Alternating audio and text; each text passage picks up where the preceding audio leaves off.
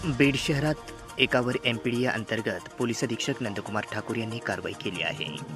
सदर कारवाई शुक्रवार दिनांक 3 मे रोजी दुपारी 4 वाजता केली, अशी माहिती पोलिसांच्या वतीने आज शनिवार दिनांक 4 मे रोजी दुपारी 3 वाजता माध्यमांना माहिती दिली आहे.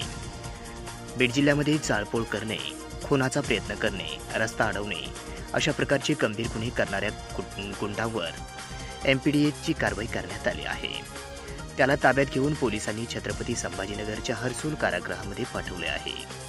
वैभव उर्फ स्वप्नील बाबासाहेब शेळके, राहणार चक्रधर नगर, बीड असे कारवाई झालेल्या गुंडाचे नाव आहे. वैभवविरोधात शिवाजीनगर पोलीस ठाण्यात दुखापत करणे, मालमत्तेचे नुकसान करणे, खुनाचा प्रयत्न करणे, रस्ता अडवणे, गैरकायद्याची मंडळी जमवणे, दंगा करणे, जाळपोळ करणे, दगडफेक करणे, सार्वजनिक मालमत्तेचे नुकसान करणे, जमावबंदी आदेशाचे उल्लंघन करणे, स्फोटक द्रव्य अधिनियम कायद्याचे उल्लंघन करणे आणि सरकारी नोकरावर हल्ला करणे, कट रचने, जीवे मारण्याच्या धमक्या देणे अशा स्वरूपाचे 6 गुन्हे दाखल आहेत. तसेच याला वर्तणुकीत सुधारणा व्हावी यासाठी वारंवार नोटीसही बजावण्यात आल्या होत्या, परंतु त्याच्या वर्तनात सुधारणा झाली नव्हती. अखेर शिवाजीनगर पोलिसांनी